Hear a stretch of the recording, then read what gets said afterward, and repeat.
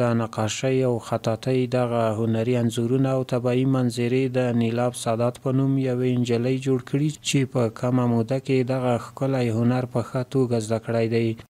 مدت 6 ماه میشه که به طور رسمی آغاز کردیم به نقاشی و رسامی، اما نزد کس نخواندیم، بیرون از منزل درس نخواندیم و در داخل منزل از طریق سوشال میدیا و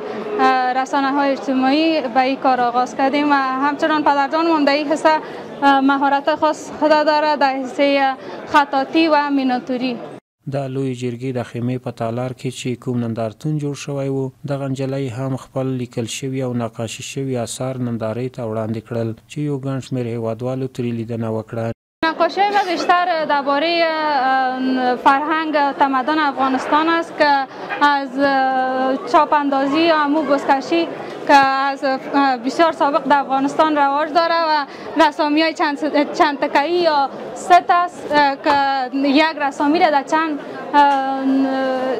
چند دانه تکه ما میگیریم رسامی میکنیم، یک دانه تصویر میگیریم در چند دانه رسامی میکنیم و همچنان رسامی هایی هست که تخیلی پرداز تخیلات می باشه و رسامی های نقاشی های تاریخی و رسامی های پنسلی و زغالی هم داریم که همراه پنسل و زغال کار میکنیم و همچنان رسامی های میناتور و خطاطی ها کار پدرجانم است که اونا انجام میدن. نیلاب سادات وایي تر 12م ټولګي پورې زده کړې کړي دي او له هغې وروسته یې نقاشۍ او رسامۍ ته مخه کړه چې ډېری نقاشۍ د هېواد د کلتور په اړه دي. تا صنف 12 مکتب خواندیم، اما در اثر مشکلاتی که به وجود آمد در حصه خانوما نتونستم که درسای خود ادامه بدم و به پوهنتون برم. به خاطر از اونمو در خانه از طریق سوشال میدیا به آموزش‌های خود ادامه دادم. نیلاب سادات وایي چې په راتلونکي کې به د نقاشۍ او رسامۍ دغه هنري فعالیتونه نور هم زیات کړي او د روښانه راتلونکي لپاره به هڅې وکړي. در آینده خوب پلان ما این است که کاروبار خود بیشتر بسازیم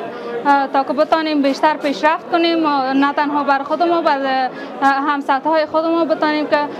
کمک کنیم. د میرمنو د لاسي صنایعو او همدارنګه د یو شمېر هنري اثارو او نقاشیو لپاره دا ډول نندارتونونه کولی شي د خرڅلاو مناسب بازار هغوی ته پیدا کړي او د میرمنو د کارونو د ودې لپاره ښه زمینه برابرولی شي.